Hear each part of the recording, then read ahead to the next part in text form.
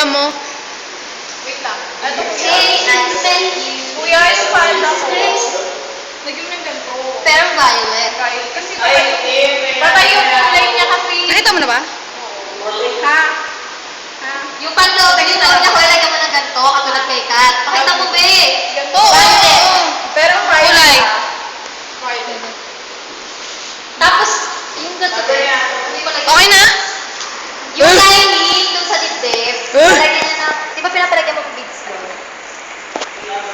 Ay, this no? Ay, kuya.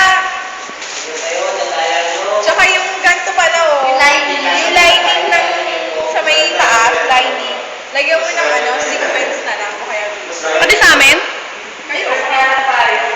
Sige, okay na. Maganda na sa akin eh. Marami na ano sa akin.